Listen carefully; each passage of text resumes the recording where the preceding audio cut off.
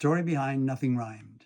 My writing at that point took place in my bedsit in London, Westbourne Grove, Notting Hill Gate area. So I had a bedsit with a piano and a bed. It was one of songs I was working on, not lyrically, but melodically, because that's generally how I start a song. But when I got into the lyrics, I think what's synonymous with my lyric writing is that I tend to pick up on subjects other than what the first verse might be about. It's a bit like a newspaper. The first page is about one thing, the second page could be, and the common denominator is the hook line at the end. On the television at that time, in my little bedsit, of course I had a TV, the biggest news around the world was the starving children. For the first time ever we had seen starving children. It was Biafra in Africa. And it was horrendous to see these poor children. So with that in mind, when I was into the lyrics of Nothing Rhymed, that just came into it. And that's part of what the song is about. I really like the fact that I incorporated that. There are other issues with the song that popped up while I was writing it. So one of them is this thing about if you have an item that's advertised, whether it's Coca-Cola or something like that,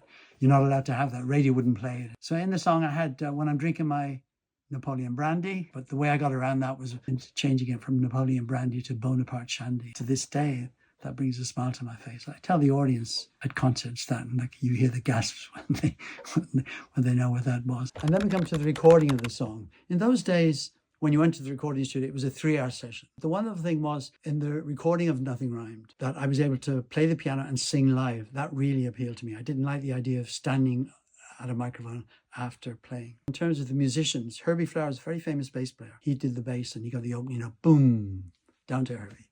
He didn't look for royalty.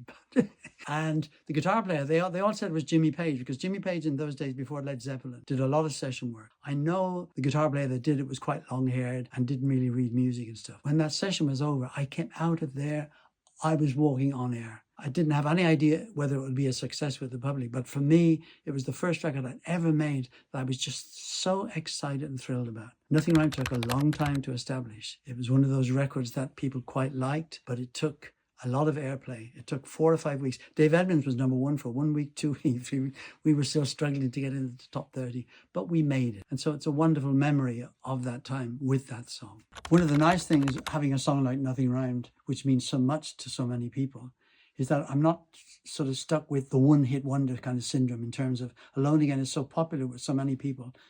I really appreciate that, of course. But it's also nice to think that alongside Alone Again, Nothing Rhymed has a special place in many people's hearts. Maybe because of what the lyric talks about. That brings it home to many people. My daughter has it tattooed on her back or up on her neck. She has Nothing Rhymed tattooed. So look what it means to her and stuff.